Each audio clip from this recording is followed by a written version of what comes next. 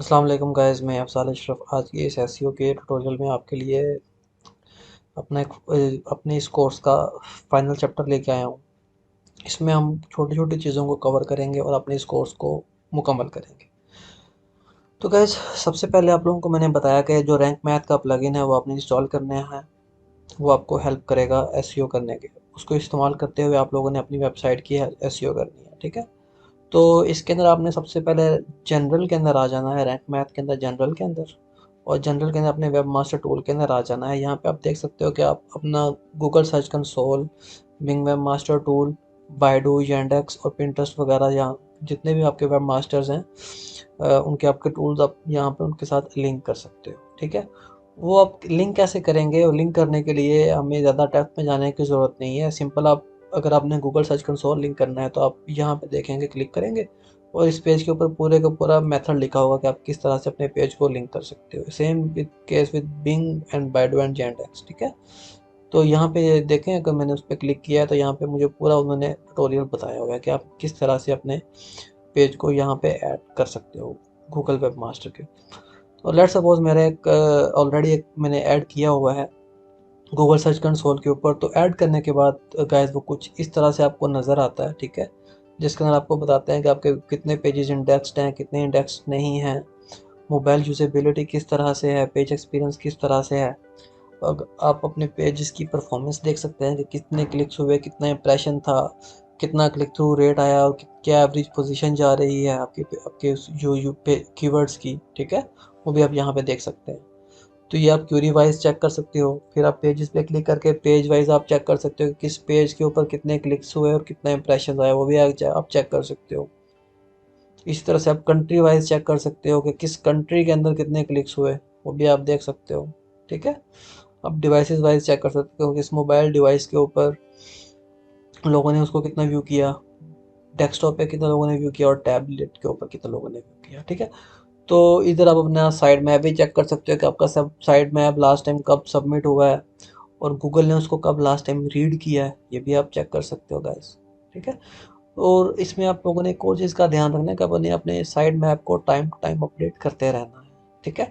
ताकि आपकी वेबसाइट के अंदर कोई यूआरएल अगर चेंज हुआ है या आपने कोई नया यूआरएल ऐड किया है तो वो यहाँ पे ऐड होके आता रहे। ओके गाइस, इसके अलावा इसके बाद आप जब अपनी साइट को कर लोगे, सर्च कंसोल के साथ अटैच कर लोगे साइट को, ठीक है। तो उसके अलावा आप एनालिटिक्स, गूगल एनालिटिक्स के साथ भी इसको अटैच कर सकते हैं, ठीक है।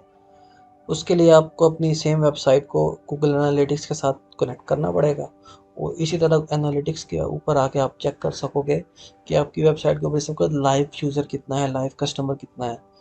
वो भी आपको हेल्प आउट करेगा एसईओ करने में। और वो आपको बताएगा कि आपकी वेबसाइट पे कितना यूज़र आया, कितनी देर यूज़र रुका, किस पेज पे रुका, किस पेज से किस पेज के ऊपर गया, वो भी आप एनालिटिक्स के ऊपर चेक कर सकते हो, ठीक है। तो इसके बाद जब आप ये सारा प्रोसीजर कर लोगे तो आप अपनी वेबसाइट के ऊपर सिंपल आप उसको मोनेटाइज कर सकते हो, ठीक है। आप अपनी वेबसाइट को मोनेटाइज करने के लिए सिंपल आपके पास एक एडसेंस का अकाउंट होना चाहिए।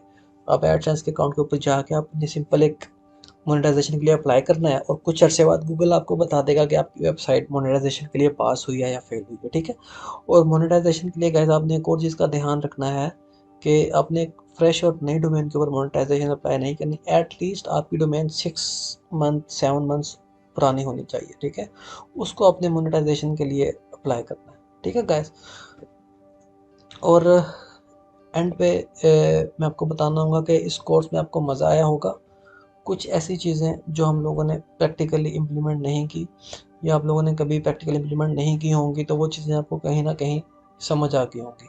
तो गैस, फाइनली मैं आप लोगों को ये बोलना चाहूँगा कि अगर आप ब्लॉगिंग कैरियर में आना चाहते हो, तो आप अपना ब्लॉगिंग सेक्टर में कैरियर बनाना चाहते हो, तो आप लोगों को पेशेंस की बहुत ज़रूरत है। अगर आपके अंदर पेशेंस नहीं है तो फिर आप इस ब्लॉगिंग सेक्टर में या डिजिटल मार्केटिंग के किसी भी सेक्टर में आप नहीं आ सकते, ठीक है। आप कामयाबी नहीं हो सकती। आपको पेशेंस, एसईओ के लिए, सर्च इंजन ऑप्टिमाइजेशन के लिए आपको बहुत ज़्यादा पेशेंस चाहिए। ये बहुत ही टाइम टेकिंग प्रोसेस होता है गाइस, ठीक है।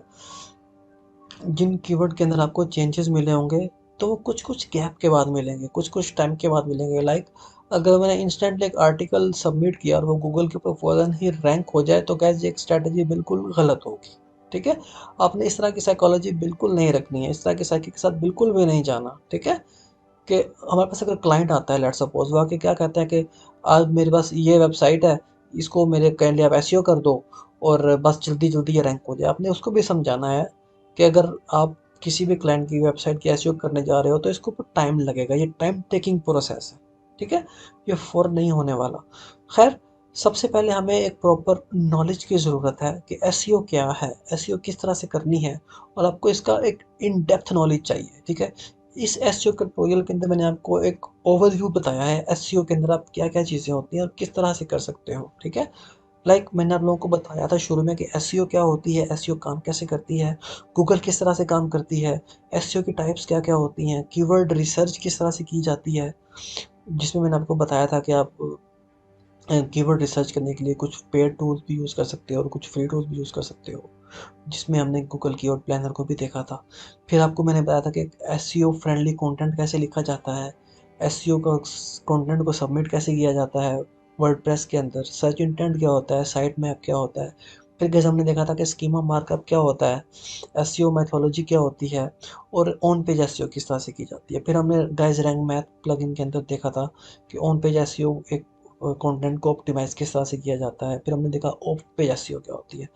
तो गाइज आई होप कि आपको ये सारा कुछ समझ आ गया होगा और आप इस फील्ड के अंदर अपना करियर बनाने के लिए बनाना चाहते होंगे। और गाइज इस फील्ड, ये एक बहुत बड़ी फील्ड है, इसके अंदर आप, हो सकता है कि आप सिर्फ और सिर्फ ऑफ पेज एसईओ एक्सपर्ट बन जाएं, या सिर्फ आप सिर्फ ऑन पेज एसईओ एक्सपर्ट बन जाएं, या सिर्फ और सिर्फ आप लोकल एसईओ एक्सपर्ट बन जाएं। तो इसमें आप कुछ नहीं कह सकते। खैर, आपने इस चीज़ को इन डेप्थ लेके चलना है और बिल्कुल पेशेंस रखनी है गाइस। आई होप आपको मेरा ये कोर्स पसंद आया होगा, और अगर आपकी किसी भी किस्म की कोई भी क्वेरी हो तो आप मेरे से कमेंट में पूछ सकते हैं, मैं आपको उसका जवाब दे दूंगा। तो गाइस, मैं आप लोगों से इजाज़त चाहूँगा। अल्लाह हाफिज़।